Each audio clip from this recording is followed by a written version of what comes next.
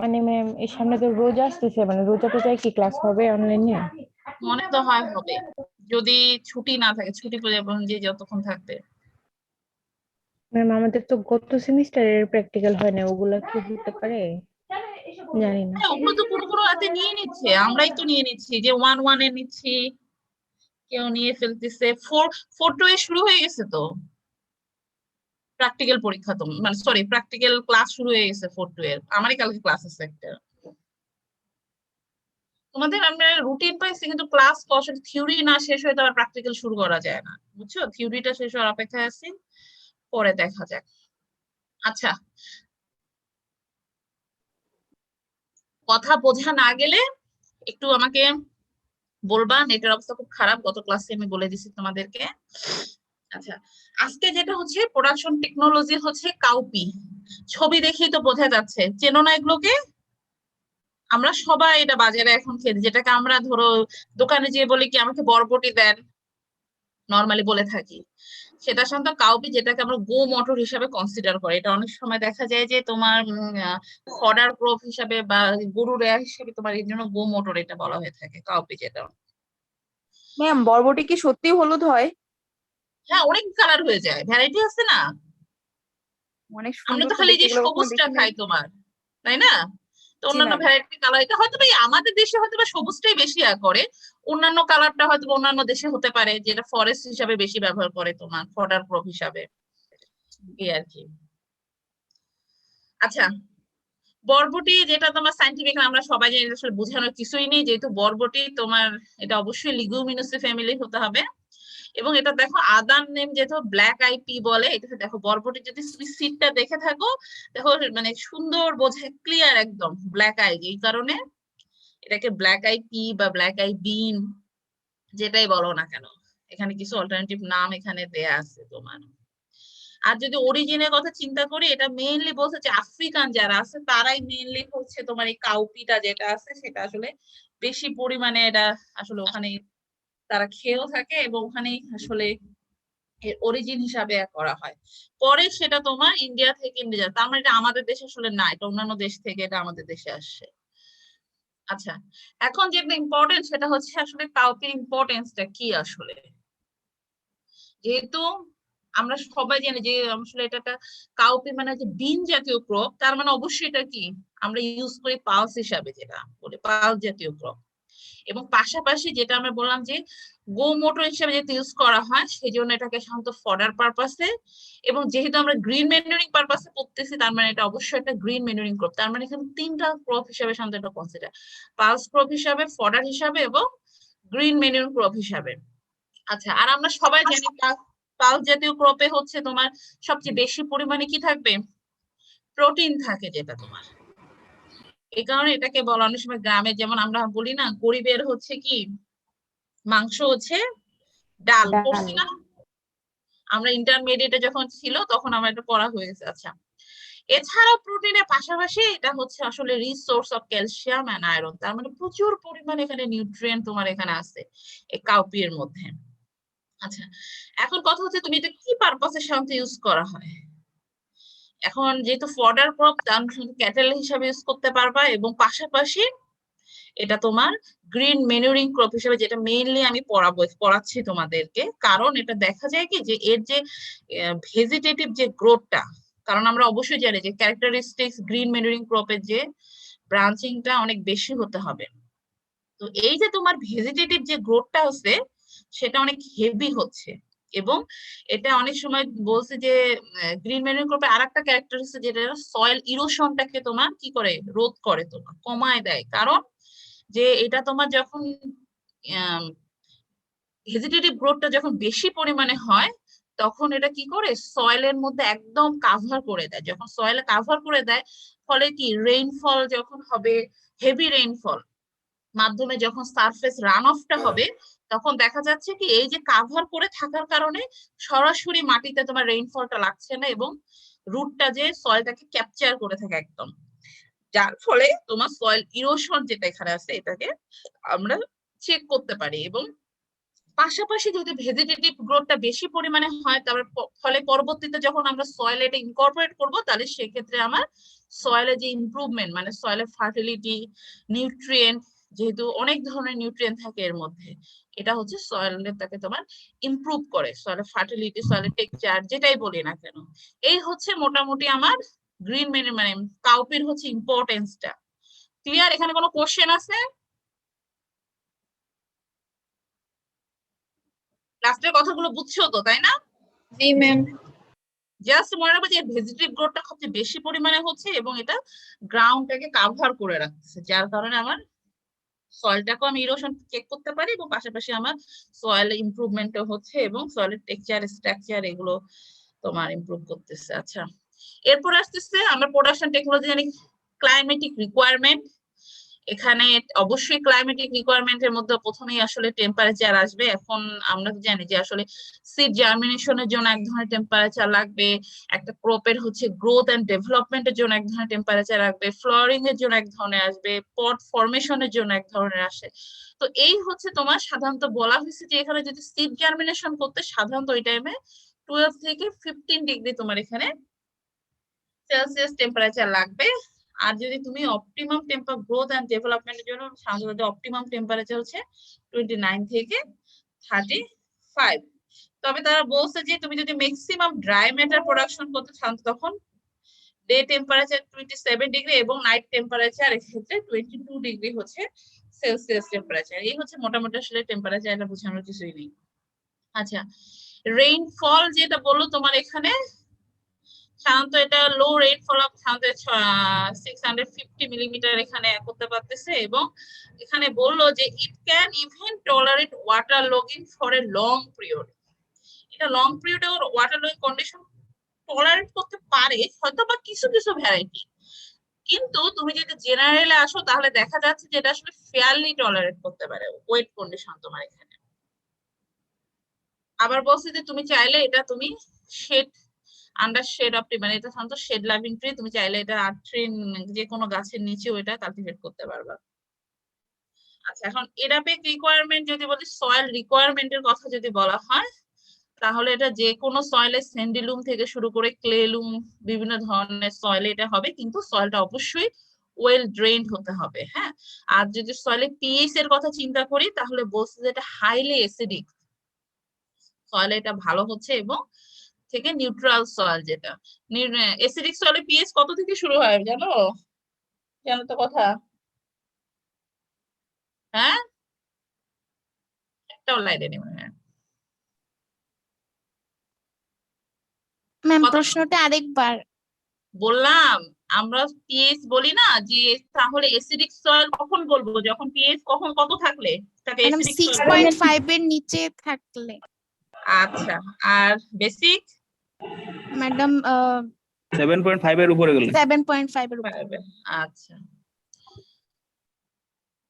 মাঝে মাঝে ছোট ছোট কোশ্চেন ম্যাডাম আছে, তোমরাও ভাবিও না যে ম্যাডাম এগুলো আমাদের কি ধরছে। হ্যাঁ, অনেক সময় ভুলে যাও। আচ্ছা, alkaline soil are not suited for its cultivation, তার মানে দেখা যাচ্ছে যে এটা অ্যাসিড লাভিং সয়েল তোমার এখানে অ্যাসিডিক টু নিউট্রাল সয়েলে এটা হচ্ছে ভালো হয়ে থাকে। আচ্ছা, এখন কালটিভার বা ভ্যারাইটির কথা বলা হয়ে থাকে। দেখো কত ধরনের ভ্যারাইটি, সাধারণত বাংলাদেশে 3টা গ্রুপ আছে তোমার আসলে কাউপির কালটিভার, তার মধ্যে বলতেছে ইয়ার্ড লং একটা, তারপর হচ্ছে ফ্যালন ও ডুয়ার্ফ টাইপের একটা, এটা হচ্ছে মিডিয়াম সাইজ। এই 3 ধরনের কালটিভার সাধারণত বাংলাদেশে অ্যাভেলেবল। ইয়ার্ড লং যেটা আমরা ওই যে তোমার কি বলি ওটাকে ভুলে গেলাম, বরবটির মধ্যে কোনো আছে আলাদা কোনো নাম আছে লং না? আচ্ছা, যেটা হচ্ছে লম্বা যেটা সবচেয়ে বেশি আমরা মনে হয় বাজারে যেটা করে থাকি সেটা হচ্ছে ইয়ার্ড লং যেটা বলে। আর যেটা একদম এয়া টাইপের খাটো ডুয়ার্ফ টাইপের যেটা, দেখো এটা আরেকটা নাম আছে হচ্ছে ফ্যালন যেটাকে বলে এটাকে। আর আরেকটা আছে যেটা মিডিয়াম সাইজ মানে লংও না আবার হচ্ছে ডুয়ার্ফও না, এই ধরনের আরেকটা কাল্টিভার হচ্ছে আমাদের দেশে পাওয়া যায়। মোটামুটি এই 3টা কাল্টিভার হচ্ছে আমাদের দেশে অ্যাভেলেবল, ইয়ার্ড লং, ডুয়ার্ফ আর হচ্ছে মিডিয়াম সাইজ। আচ্ছা, এখন যদি বলা হয় ল্যান্ড প্রিপারেশনের কথা তাহলে দেখা যাচ্ছে যে আমরা সব যে টিল কন্ডিশন সেটা অবশ্যই ফাইন টিলড হতে হয়, না হলে কিন্তু আচ্ছা, সয়েলে অবশ্যই সেটা কিন্তু ফাইন টিলস হতে হবে, না হলে কিন্তু আমরা জানি যে ভালো মতো সিড জার্মিনেশন করতে পারে না, অনেক কিছু সমস্যা হয়ে থাকে। কিন্তু কাউপির ক্ষেত্রে দেখা যাচ্ছে যে এটা না অনেক হার্ডি প্ল্যান্ট তোমার, এই কারণে তুমি যদি চাইলে ওটা অতটা তোমার ফাইন টিলসের দরকার নেই, মোটামুটি একটা মিডিয়াম টিল হলেই চলবে তোমার এক্ষেত্রে। কিন্তু সেক্ষেত্রে আবার ডিপেন্ড করবে তোমার জমিটাতে সয়েলের পরিমাণ কি রকম, বেশি তোমার ক্লে সয়েল না তোমার লুমি সয়েল না অন্য সয়েল। যদি দেখা যাচ্ছে যে ক্লে সয়েল, আমরা তো জানি ক্লে সয়েল অনেক কাদা মাটি, এটা তো একটু বেশি হার্ড টাইপের থাকে, এই কারণে দেখা যাচ্ছে যে এটাতে 2টা থেকে 3টা প্লাইং দিলেই কিন্তু হয়ে যায়। পাশাপাশি তো অবশ্যই ল্যাডারিং থাকবে, কিন্তু যদি লাইট সয়েল হয়ে থাকে যে অল্পতেই হয়ে যাচ্ছে, যেমন লুমি যেটা আমরা জানি, সেটাতে দেখো 1 থেকে 2টা প্লাইং দিলেই কিন্তু এটা সাফিসিয়েন্ট সিড বেডের জন্য। আবার বলছে যে তুমি যে স্যান্ডি সয়েল তোমার কাল্টিভেশন করে থাকো, সেক্ষেত্রে 1 প্লাইং এ ক্ষেত্রে হচ্ছে তোমার এনাফ। এই হচ্ছে তোমার সয়েলের উপর ডিপেন্ড করে সাধারণত তুমি প্লাইংটা তুমি কত প্লাইং দিতে পারো, যেটা প্রাইমারি টিলে যেটা আমরা বলে থাকি বাস করে। এই হচ্ছে ল্যান্ড প্রিপারেশনের কথা। আচ্ছা, এখন আসতেছে সিড সোয়িং, যেটা সোয়িং অফ সিড। আমার প্রথমে আসছে টাইম অফ সোয়িং। সাধারণত কাউপি তোমার রবি এবং খরিফ 2 সিজনই করা হয়ে থাকে। এই লাইনে আসো না তোমরা? কাকে পড়া ধরি? জি ম্যাম। কে এটা, সুমাইয়া নাকি? সুমাইয়া নাকি কে এটা? জি ম্যাম আছি। আচ্ছা, সিজন কয়টা বলো তো রাইস গ্রোয়িং সিজন বাংলাদেশে? ম্যাডাম আউশ আমন বোরো, আর ক্রপিং সিজন? রবি আর খরিফ। খরিফের মধ্যে আবার দুটো আছে, খরিফ 1 খরিফ 2। খরিফ টু। খরিফ কখন থেকে শুরু হয় মনে আছে? ম্যাডাম খরিফ, ম্যাডাম এক্সাক্ট টাইম মনে আসতেছে না। একটা আইডিয়া করো তো দেখি কখন হতে পারে। 15ই মার্চ। মার্চ থেকে ধরে নি। আচ্ছা, মার্চ থেকে তোমার কোন পর্যন্ত আসবে? নভেম্বর বা সেপ্টেম্বর পর্যন্ত নাকি? জি ম্যাডাম। আর বাকি সময়টা হচ্ছে রবি। রবির জন্য। আচ্ছা, তো এখানে বলা হয়েছে যে তুমি যদি কাউপি সিড করতে চাও, সাধারণত রবি এবং খরিফ 2 সিজনই করতে পারবা, কিন্তু রবিতে যদি করো তাহলে সাথে এটা সেপ্টেম্বর টু নভেম্বরই তোমাকে এটা সিডটা সোয়িং করতে হবে। আর যদি তুমি সেটাকে খরিফে করে থাকো, সেটা তাহলে অবশ্যই এপ্রিল টু জুনের মধ্যে তোমাকে এখানে করতে হবে। আচ্ছা, এখন সিড রেট আর সোয়িং মেথড। এখন যদি আমরা সোয়িং মেথডের কথা চিন্তা করি, তাহলে আমরা জানি যে সোয়িং মেথড সাধারণত ব্রডকাস্টিং, ট্রান্সপ্লান্টিং, লাইন সোয়িং, বিভিন্ন ধরনের মেথড আছে। তো এই ক্ষেত্রে সাধারণত তারা 2টা মেথড ফলো করে, একটা হচ্ছে তোমার ব্রডকাস্টিং মেথড, একটা হচ্ছে লাইন সোয়িং মেথড।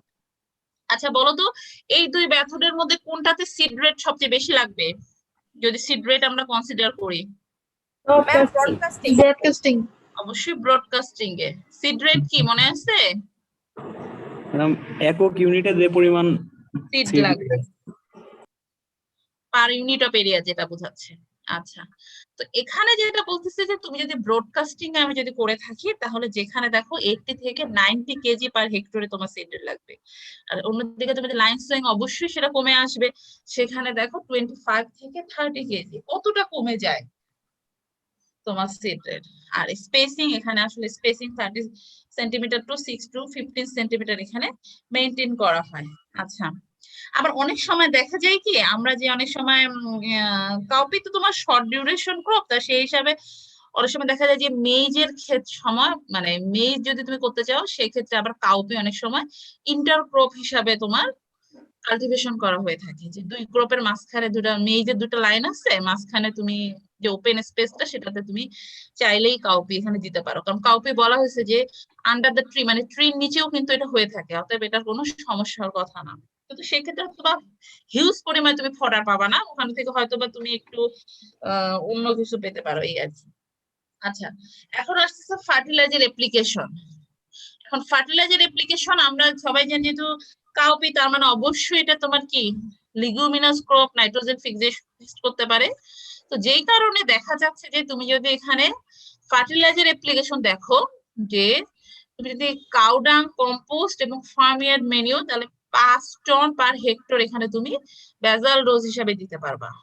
ঠিক আছে, এখন তুমি যদি কাউডাং এগুলো যদি বেজাল ডোজ হিসেবে না দাও, তাহলে সেক্ষেত্রে তুমি দেখো ইউরিয়া, যেহেতু আমি আগেই বললাম যে নাইট্রোজেন যেহেতু এরা ফিক্স করতে পারে, যার কারণে এখানে আমরা ইউরিয়া সারের পরিমাণ কিন্তু কম করে দিই।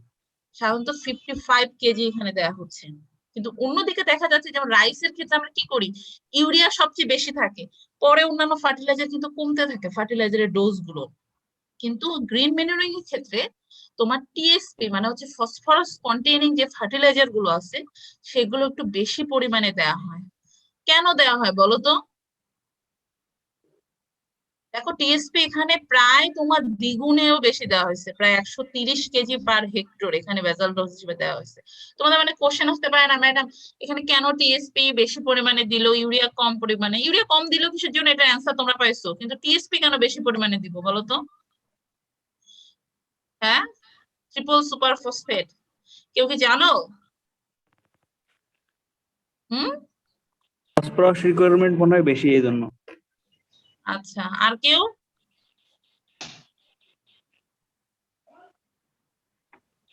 আর কি হতে পারে বলো? কেউ কথা বলে না, এগুলো সব ঘুমাই গেছে।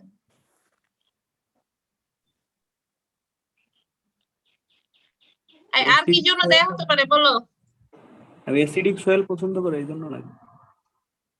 অ্যাসিডিক সয়েল মানে সয়েলটাকে অ্যাসিডিক করার জন্য এটাও হতে পারে, হয়তোবা কিছুটা তোমার এখানে কাজ করে।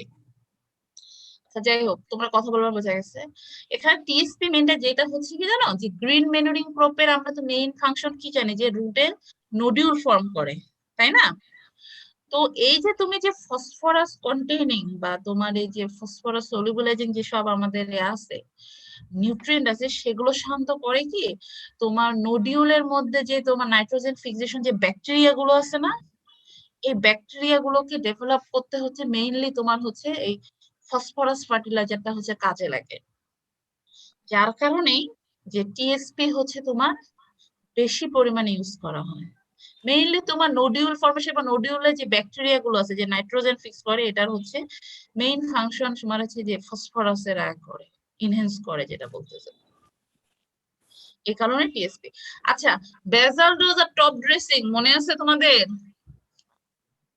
দুটার মধ্যে কি পার্থক্য? ম্যাডাম বেজাল ডোজ হচ্ছে ল্যান্ড প্রিপারেশনের সময় দেয়া মাটির সাথে, আর টপ ড্রেসিং হচ্ছে উপর থেকে দেয়া হচ্ছে বিফোর প্ল্যান্টিং ক্রপের উপরে দেয়া। হচ্ছে বিফোর প্ল্যান্টিং আগে যেটা হচ্ছে আমরা ল্যান্ড প্রিপারেশনের সময় যেটা ইউজ করি সেটা হচ্ছে বেজাল ডোজ হিসেবে, আর স্ট্যান্ডিং ক্রপে যখন আমরা অ্যাপ্লাই করি তখন সেটা হয়ে যায় top dressing. Top dressing. Good, এই তো সব মনে আছে। আচ্ছা,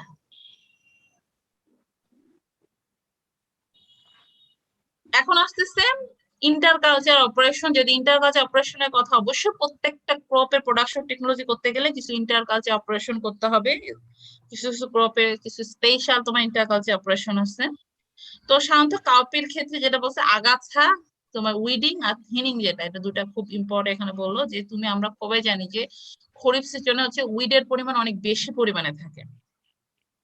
এই কারণে কি করে তোমার যে একটা থেকে কিন্তু আবার দেখা যায় এটা উইডিং না করলেও চলে, সাধারণত তারা দুইটা উইডিং করলেই চলে, 15 ডেজ এবং হচ্ছে 13 days after swing.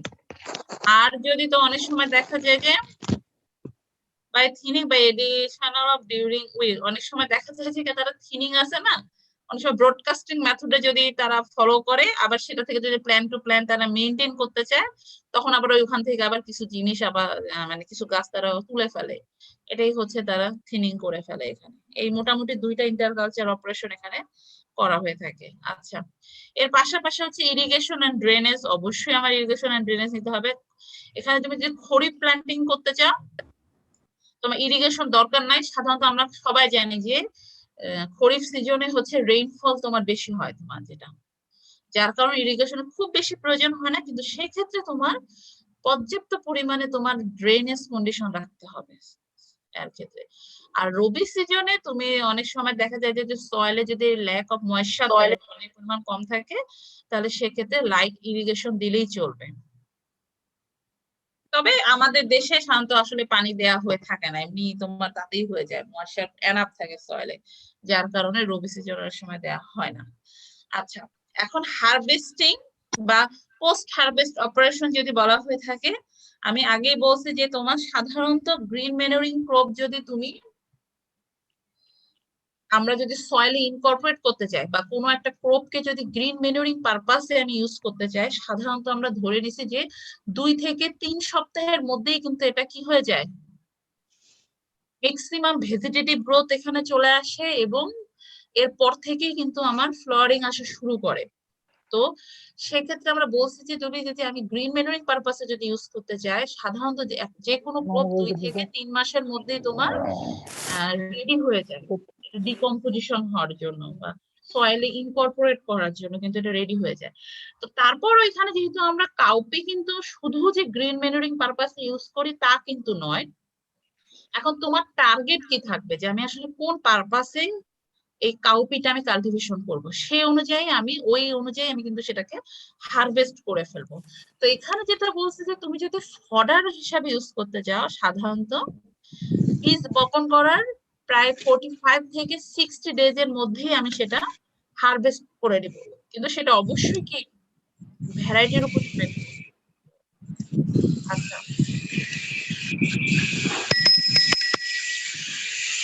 Abu Bakr Siddique এটা কি করতেছে এটা? আচ্ছা, এরপরে বলতেছে যে তুমি যদি ফডার পারপাস ইউজ করতে পারো, তাহলে অবশ্যই আমি যেটা বলছি যে ফডার হোক বা গ্রিন ম্যানুরিং পারপাসে হোক না কেন, সেটা অবশ্যই আমার ফ্লাওয়ারিং এর আগে কিন্তু সেটা হারভেস্ট করতে হবে। Harvesting should be done when plants start flowering, ঠিক আছে? এরপরে বলছে তুমি যদি পট পারপাস ইউজ করতে চাও, তোমার যদি পট হিসাবে করো, তাহলে সেক্ষেত্রে অবশ্যই 60 to 80 ডেজ মধ্যে করতে হবে, কারণ 60 to 80 ডেজে সাধারণত হয়তোবা প্ল্যান্টটা মোটামুটি তোমার পট ফর্ম করে ম্যাচিউর হয়ে যাবে তোমার। আচ্ছা, এরপরে বলছে তুমি যদি সিড হিসেবে ইউজ করতে চাও, তাহলে যেহেতু আমার পডের পরে আমি ওটাকে সিড নিব, তাহলে সেক্ষেত্রে অবশ্যই পডে যদি 60 to 80 ডেজে যদি আমি হারভেস্ট করি, তাহলে আমার সিডের জন্য আরো একটু বেশি সময় মাঠে রাখতে হবে, যার কারণে দেখা যাচ্ছে 90 থেকে 120 ডেজ লাগতেছে আফটার সোয়িং এ। কারণ তখন পট যেটা গ্রিন পটটা অলরেডি তোমার ম্যাচিউর হয়ে যাবে, এবং ম্যাচিউর হয়ে গেলে আমরা সেখান থেকে সিড পেতে পারি। তো এই যে তোমার এক একটা কন্ডিশনে হচ্ছে আমরা ক্রপটাকে হচ্ছে ফিল্ড থেকে হারভেস্ট করব, এখানে বলা হয়েছে। আচ্ছা, আর যদি ইল্ডের কথা কনসিডার করি, সাধারণত গ্রিন ফডার হিসাবে 20 থেকে 30 টন গ্রিন ফডার এখানে লাগবে। আবার সিড হিসাবে যদি করতে চাই এত টন, এগুলো আসলে পড়ানোর কিছু নেই। আর নিউট্রিয়েন্ট কন্টেন্ট যেহেতু আগে বললাম যে এটা প্রোটিনের পরিমাণ অনেক বেশি পরিমাণে থাকে, কিন্তু তাই বলে এখানে খুব বেশি না, সাধারণত 14.3 থেকে 23.7%। আর গ্রেইনের মধ্যে যদি তুমি চিন্তা করো, তাহলে দেখা যাচ্ছে যে গ্রেইনে সাধারণত কার্বোহাইড্রেটের পরিমাণ অনেক বেশি পরিমাণে থাকে, এরপর নেক্সট প্রোটিন, তারপরে তোমার এখানে ফ্যাট, এই তিনটা হচ্ছে তোমার নিউট্রিয়েন্ট কন্টেন্ট এখানে বেশি থাকে। আচ্ছা, এই হচ্ছে মোটামুটি তোমাদের হচ্ছে কাউপি। এটা হচ্ছে বিদেশে বিভিন্ন ধরনের, দেখো কত ধরনের আইটেম তারা করে। আমাদের দেশে তো বরবটি কেউ খেতে চায় না, সবাই বিরক্ত ফিল করে, মজা লাগে না, এই আর কি। যদি ফ্রাইড রাইস একটু করো তখন হয়তো একটু বরবটি দাও বা কিছু, একটা খুব বেশি একটা ইউজ করা হয় না। আচ্ছা, এখান থেকে কারো কোনো কোশ্চেন আছে কাউপি থেকে? তাহলে আমি নেক্সটে চলে যাব। কাউপি থেকে কোনো কোশ্চেন? ম্যাডাম, আমরা তো তিনটা পারপাসে পেতে পারি কাউপি, কিন্তু আচ্ছা, যদি তিনটা থেকে আমাদেরকে যে কোনো একটা চুজ করতে হবে, যে কোনো যেহেতু ডেজটা আলাদা। মানে একসাথে যেমন আমরা আমরা তিনটা ইম্পর্টেন্স পাচ্ছি না, মানে ফডার বা গ্রিন না পট। না, এই হিসাবে তুমি পাবা না। কিভাবে? খড়া যদি গাছ কেটেই ফেলো, পরবর্তীতে তার ওখান থেকে পট পাবা না, বুঝছো আচ্ছা, তুমি? জি যে ম্যাম, তুমি জি যে ম্যাম। ফডার হিসেবে ইউজ করো, তুমি ডালপালা তো কেটেই ফেলছো সব, আর পরের স্টেপে তো যাওয়ার কোনো প্রশ্নই আসে না। পট পারপাস হলে পট ছিঁড়ে ফেলে তুমি খেয়ে ফেলছো, পরে সিট কিভাবে আসবে? 2-4টা আমরা রেখে দিই, এই আর কি, আর তো কিছু না। জি ma'am। ম্যাডাম, হ্যাঁ, পট পারপাসে কাল্টিভেট করলে কি স্টেকিং এর দরকার হয় না? টেকিং মানে হচ্ছে এটা কি, ওই ওই যে মাত্রা করে হ্যাঁ আমাদের গ্রামে যে কাল্টিভেট করে দেখি ওখানে স্টেকিং করে আর কি, ওই যে বাড়ি দেয়। সুতা দেয়া বা ম্যাডাম ওই যে মাচা সিস্টেম করে আর কি, যাতে নুয়ে না পড়ে মাটিতে। হ্যাঁ, সিম টিম তো আমরা তো তাই করে থাকি, সিম গাছে করে থাকি না, দেখো না মাছের মতো করে ওখানে দিয়ে দিই, তাছাড়া তো হয় না। এখন তুমি যে পটে করে আমরা ছোট ছোট যদি মনের সময় বাসায় যদি লাগাই রাখি ওটা তো আর কিছু না, কিন্তু লার্জ স্কেলে যদি কাল্টিভেশন করো সেক্ষেত্রে হয়তো বা আমরা অন্যভাবে তোমার এতে চলে আসি, কিন্তু এটা খুব সম্ভব এটা করা হওয়ার কথা না, কারণ এটা তো বুশি টাইপের প্ল্যান, এটা তো লং টাইপের প্ল্যান না, এটা সয়েলটাকে তো কাভার ক্রপ হিসেবে কনসিডার করা হচ্ছে। ভালো করে খেয়াল করেও তো তুমি কোন ক্রপে দেখছো। হ্যাঁ, ম্যাম বরবটিতে হয়তো বা ওটা ভ্যারাইটি অন্য কিনা, অন্য দেখো ম্যাডাম, ভ্যারাইটি বুশি হইতে প্ল্যান পারে। এখানে তোমাদের বেশি বড় হওয়ার কথা না। ম্যাডাম যে ওই যে লং যে হচ্ছে যে ইয়াটা আছে, লং ইয়ার বিন যেটা, হ্যাঁ ওটা হ্যাঁ হইতে মানে পারে। ওইটাই তো ম্যাডাম যাতে মাটিতে না যায় এই জন্য আর কি মাছা ইউজ ও করে। মাথায় টাইপের ইউজ করে। আচ্ছা আচ্ছা, এই হচ্ছে কথা। আচ্ছা আমি এখন অ্যাটেন্ডেন্সটা দিয়ে দিই, তোমরা ফিল আপ করা শুরু করো, পরে আমি নেক্সট স্লাইডে চলে যাচ্ছি। অ্যাটেন্ডেন্স অ্যাটেন্ডেন্স কোথায় যেন, আপনারা কিছু বলবেন? দাঁড়ান।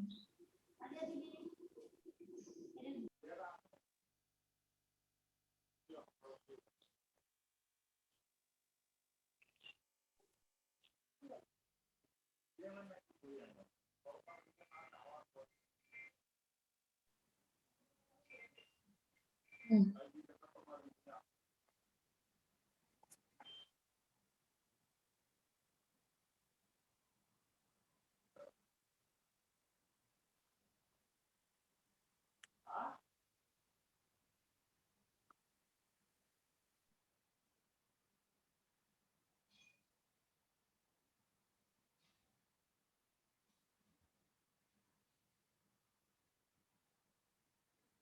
দেখো তো চলে গেছে না গুগল ফর্মটা?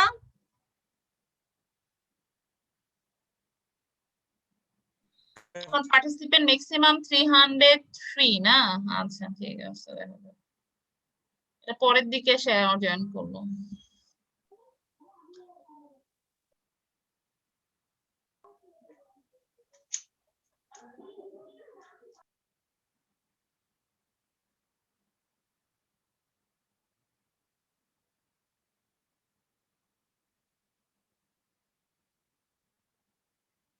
ওকে, আর একটা নেক্সট হচ্ছে তোমাদের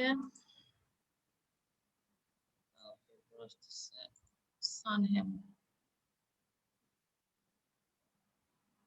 আচ্ছা, এখন নেক্সট যে আরেকটা ক্রপ থাকলো সেটা হচ্ছে সানহেম, যেটা আমরা বলে থাকি। এই ক্রপটা দেখছো কখনো? হ্যাঁ, এই সময় নেই, তাড়াতাড়ি অ্যান্সার দাও।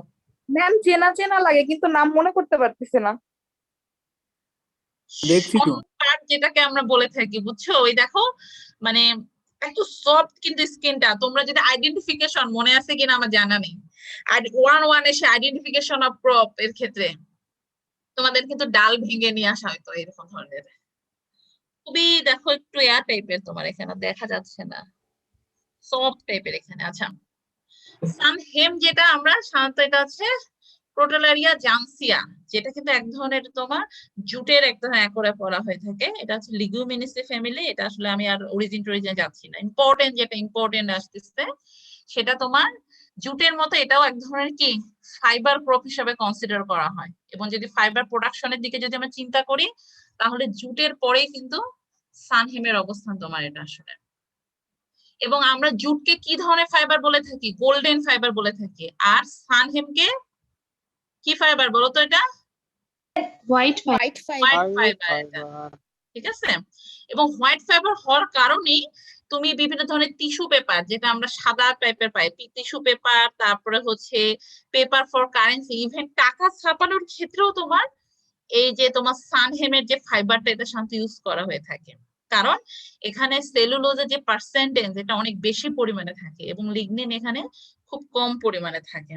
এই জন্য দেখো ডান পাশে কিছু ছবি দেয়া আছে, দেখো কারেন্সি, টিস্যু পেপার, আরো কিছু আরো অনেক কিছু আছে তোমার দেখো। এছাড়াও এর পাশাপাশি রোপ, তারপর নেট, ম্যাটিং, দড়ি, তারপরে তুমি যদি কোনো ফিশিং নেট বা তুমি যদি ম্যাট তৈরি করতে চাও সেক্ষেত্রে অনেক সময় সানহেমটা জুটের পাশাপাশি সানহেমটা ইউজ করা হয়ে থাকে। হয়তোবা তোমার কস্টের কথা যদি চিন্তা করো তাহলে হয়তোবা সানহেমের অবশ্যই জুটের চেয়ে সানহেমের প্রাইসটা বেশি হবে। এবং জুটে যেরকম আমরা ড্রাই স্টিকটা হচ্ছে ফুয়েল পারপাস ইউজ করি, সেরকম তোমার সানহেমের যে স্টিকটা আছে তোমার সেটাও ফুয়েল পারপাস ইউজ করা হয়। এবং অনেক সময় যে সিড যেটা আছে সেটা হচ্ছে অ্যাডহেসিভ, মানে হচ্ছে গাম জাতীয় কোনো কিছু তুমি যদি তৈরি করতে চাও তাহলে সে পারপাসও তোমার এখানে ইউজ করা হয়ে থাকে। এই হচ্ছে মোটামুটি হচ্ছে তোমার সানহেমের হচ্ছে ইম্পর্টেন্স এখানে। আচ্ছা, এখন টেম্পারেচার আর রেইনফল যদি বলি তাহলে ওই একই কথা যে এটা তোমার রবি খরিফ দুই ধরনের, তবে তোমার অপটিমাম টেম্পারেচার সাধারণত 25 থেকে 30 ডিগ্রি সেলসিয়াস তোমার বলছে। আর রেইনফল বলছে যে খরিফ সিজনে তুমি যদি সাধারণত এটা রেইনফল খুব বেশি পরিমাণে লাগে না, মিনিমাম রেইনফল হলেই তুমি যদি খরিফ সিজনে ফাইবার পারপাস ইউজ করতে চাও, এই কথা বলো কেন, আর যদি তুমি খরিফ সিজনে ফাইবার পারপাস ইউজ করতে চাও তাহলে যেহেতু আমরা ফাইবার আমরা জানি যে ফাইবার পেতে চাই তাহলে আমার রেটিং করতে হয়। রেটিং মানে কি জানো? জুট রেটিং পড়ছো, মনে আছে? থার্ড ইয়ারে পড়ার কথা না, নাকি এই সেমিস্টারে পড়ার কথা? আমার তো মনে নাই। জুট প্রোডাকশন টেকনোলজি পড়ছো কবে? ম্যাম পড়িই নাই। পড়ায় না এখনো ম্যাম। পড়িনি এখনো। এই সেমিস্টারে আছে না নাকি গত সেমিস্টারে ছিল? ম্যাডাম এই আমরা তো semester এ লেভেল নাকি? 3 তেই। Three one এ তো 3-1 এ ma'am ছিল একদমই কিনা আমি ছিল এটা না। বলছি না, না 3-1 না এ 3-1 এ ছিল না। ছিল না। আচ্ছা আচ্ছা, 3-2 তে আছে। তো এখানে তোমার জুটে ধরনের বিভিন্ন ধরনের পচানো হয়, যে আমরা তো অবশ্যই জানি যে তুমি যদি ফাইবার পেতে চাও তাহলে এক সময় দেখবা যে জুটে এত রাস্তার পাশ দিয়ে কি আসাই যায় না, বন্ধ থাকা যায় না, কারণ সবখানে হচ্ছে পাট পুষতে দেওয়া হয়ে থাকে। তো সেই ধরনের প্রসেসটাকে সাধারণত বলা হয় জুট রেটিং। তো ওই ধরনের করার জন্য অনেক সময় প্রচুর পরিমাণে পানি লাগে। তোমাদের বিভিন্ন ধরনের রেটিং টেকনিক আছে, হ্যান্ড রিবনিং আছে, তারপর রিবন রেটিং আছে, এগুলো তোমার জুট যখন পড়াবে তখন পড়ে নিবা। আজকে আর অতদূর যাচ্ছি না, খালি এতটুকু জানি যে যেহেতু আমার ফাইবার প্রোডাকশন পারপাসে পাটটাকে যেমন পচানো হয় ঠিক সেরকম সানহেমটাকেও কিন্তু পচাতে হয়। এই কারণে দেখা যায় যে যে খরিফ সিজনে তুমি, কারণ যেহেতু বৃষ্টিপাত বেশি হয় প্রচুর পরিমাণে হচ্ছে ওয়াটার থাকবে, অ্যাভেলেবিলিটি ওয়াটার, যার কারণে বলছে যে তুমি যদি ফাইবার পারপাস ইউজ করতে চাও তাহলে সেটা খরিফ সিজনে কাল্টিভেশন করবা। হ্যাঁ, কারণ কিসের কারণে? যে due to availability of water for rating পারপাসে। আচ্ছা, এরপরে বলছে সয়েলের কি কি থাকতে হবে। অবশ্যই ওয়েল ড্রেন যে কোনো ক্ষেত্রেই থাকতে হবে। আচ্ছা, আর এখানে তোমার কিছু এটা বলতে চাচ্ছি না, ইম্পর্টেন্ট কিছু আছে বলে মনে হয় না।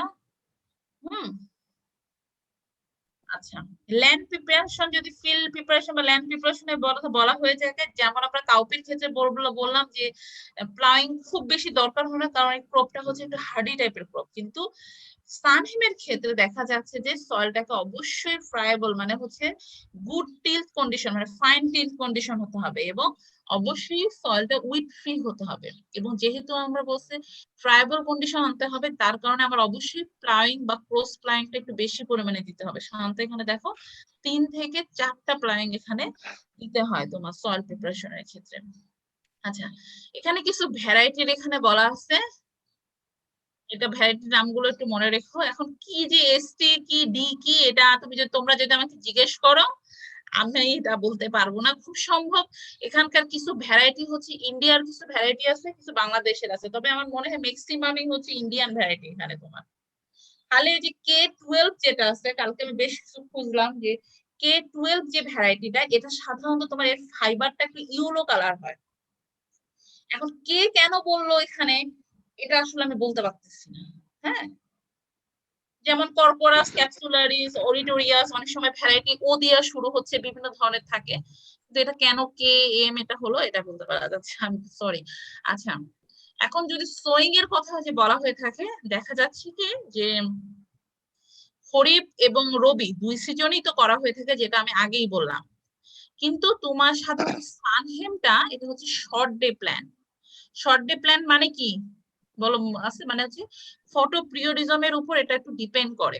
শর্ট এর উপর বেসিস করে আমরা জানি দুই ধরনের ক্রপ আছে, একটা হচ্ছে শর্ট ডে আর একটা হচ্ছে কি লং ডে। শর্ট ডে মানে কি, এর হচ্ছে ফ্লাওয়ারিং এর জন্য আমার ডে লেন্থটা হচ্ছে ক্রিটিক্যাল যে ডে লেন্থ তার চেয়ে কম থাকতে হবে, তাহলেই কিন্তু আমার কি ফ্লাওয়ারিংটা আসবে, না হলে কিন্তু আসবে না, যেহেতু শর্ট ডে প্ল্যান্ট। তো তোমার যেহেতু শর্ট ডে প্ল্যান্ট, এই জন্য তুমি যদি রবি ক্রপ হিসাবে যদি কনসিডার করো, কারণ রবি সিজনে আমরা অবশ্যই জানি ডে লেন্থ কিন্তু কিন্তু কি কমতে থাকে। এখন ডে লেন্থ যদি বেশি পরিমাণে কমে যায়, তাহলে তো সেক্ষেত্রে আমার সানহেমের প্রোডাকশন, আমার যদি ভেজিটেটিভ গ্রোথটা ভালো হবে না। এই কারণে বলা হয়েছে যে হ্যাঁ, এই কারণে তোমার এখানে বলা হয়েছে যে তুমি যদি সানহেমটা যদি রবি ক্রপে কাল্টিভেশন করতে চাও, তাহলে সেক্ষেত্রে তোমাকে আর্লি একটু সোয়িং করতে হবে। তা না হলে কি হচ্ছে দেখো, যে ভেজিটেটিভ যে গ্রোথটা এটা কিন্তু ভালো মতো হবে না, তখন ফুল কিন্তু অলরেডি চলে আসবে। যদি তুমি লেটে একটু প্ল্যান করো, কারণ লেট প্ল্যান করলে আমার অলরেডি ডে লেন্থ কমে যাচ্ছে, ডে লেন্থ কমে আসা মানে আমার সানহেমে তখন ফুল আসা শুরু হয়ে যাবে, এর ভেজিটেটিভ গ্রোথটা তখন হবে না। তো এইটা পারপাসের কথা চিন্তা করে তুমি যদি গ্রিন ম্যানুরিং এর কথা চিন্তা করে যদি কাল্টিভেশন করে থাকো রবি সিজনে, তাহলে সেটা অবশ্যই একটু আর্লি আর্লি সোয়িং করতে হবে, তাহলে সেক্ষেত্রে তোমার ভেজিটেটিভ যে গ্রোথটা এটা তোমার ভালো পাবা। এই কারণে দেখা যাচ্ছে দেখো রবি সিজন সাধারণত তোমার সেপ্টেম্বর থেকে অক্টোবরে, যেটা আমরা কি করি নভেম্বর থেকে শুরু হয়, সাধারণত সেপ্টেম্বরে এখানে আর্লি আর্লি প্ল্যান করে থাকে। আর খরিফ সিজনে সাধারণত যে টাইমটা আমরা মেনটেন করি মার্চ থেকে জুন, সেটাই করা হয়। ক্লিয়ার এই জিনিসটা সোয়িং মেথড এখানে? আচ্ছা, এরপরে স্পেসিং। এখন স্পেসিং হচ্ছে তোমার এক একটা যে ফাইবার হিসেবে ইউজ করে থাকো, কাল্টিভেশন করে থাকো, তো এক ধরনের স্পেসিং মেনটেন করবা, আর গ্রিন ম্যানুরিং হিসেবে ইউজ করলে আর এক ধরনের করে থাকবা। আচ্ছা, সিড রেট অবশ্যই তুমি সাধারণত গ্রিন ম্যানুরিং হিসেবে ইউজ করতে, এর হচ্ছে সিড রেটটা বেশি থাকে তোমার অন্যান্য পারপাসের তুলনায়।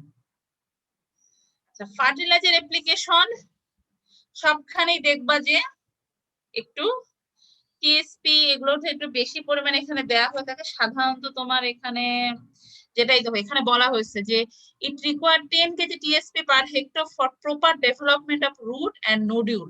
যেটা তোমাদের আগেই বললাম যে টিএসপি ফার্টিলাইজার আমরা কেন দিয়ে থাকি, নোডিউল ফরমেশন করার জন্য, কারণ এটা তোমার কি করে ক্রপ গ্রোথটাকে তোমার ইনহ্যান্স করে, এই কারণে টিএসপিটা এখানে বেশি দেওয়া হয়ে থাকে। আচ্ছা, এই হচ্ছে এটা। আর সব ধরনের ফার্টিলাইজার অবশ্যই আমরা বেজাল ডোজ হিসাবে অ্যাপ্লাই করে থাকবো।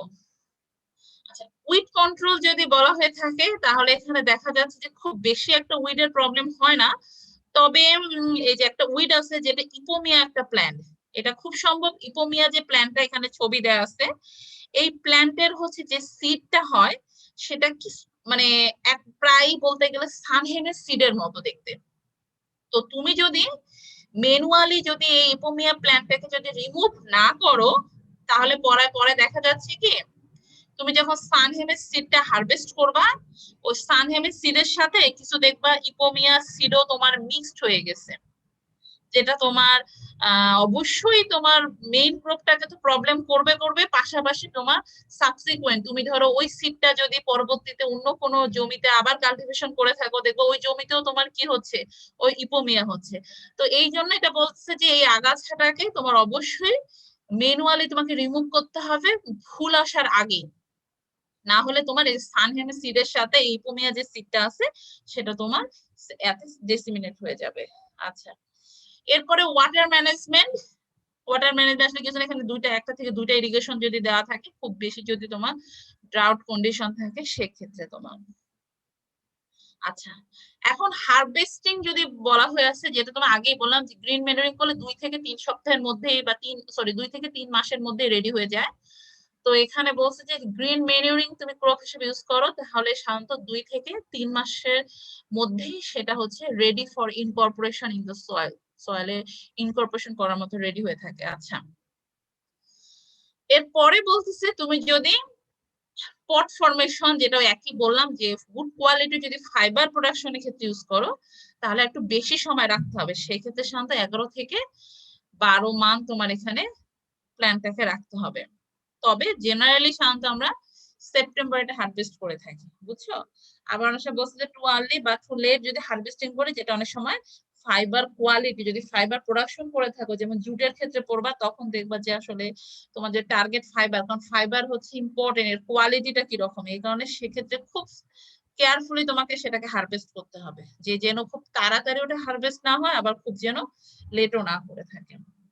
আচ্ছা, আর ইল পারপাসে যেটা বলছে যে ফাইবার ইল সাধারণত 1 থেকে 1.2 টন পার হেক্টর, আর গ্রিন ম্যানুরিং হিসেবে যদি ইউজ করো তাহলে এটা হচ্ছে 6 to 7 ton per hectare of green manuring crop. এই হচ্ছে মোটামুটি তোমাদের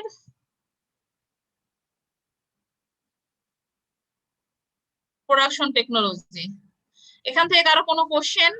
ম্যাম, খরিফ সিজনে তো আমার ডে লাইটটা অনেক বেশি পর্যাপ্ত পরিমাণে থাকে, আর যেহেতু এটা শর্ট ডে প্ল্যান, তাহলে কি ওখানে মানে খরিফ সিজনে লাগালে এটার ভেজিটেটিভ গ্রোথটা ভালো হবে এবং সহজে ফ্লাওয়ারিং হবে না, এরকম কি? হ্যাঁ, এই কারণে তোমার রবির দিকে আমার চিন্তা করতে বলতেছে তোমার, কারণ ওটা তো ডে লেন্থ কখনোই তোমার একটা ক্রিটিক্যাল ডে লেন্থের নিচে তো চলে আসার কথা না খরিফে, বুঝছো?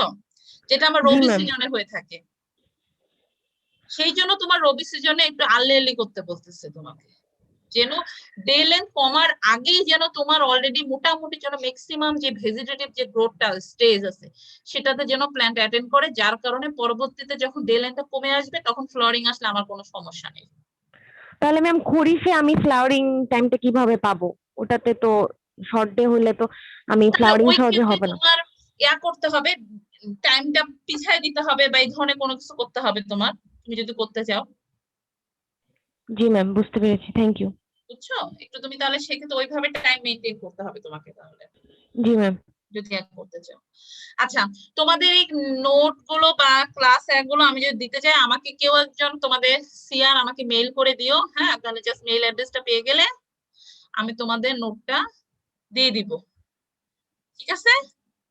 না হলে পরে আবার মনেও না থাকতে পারে, এই আর কি। আর কালকের ক্লাস খুব সম্ভব বাদল স্যার নিবেন, হ্যাঁ?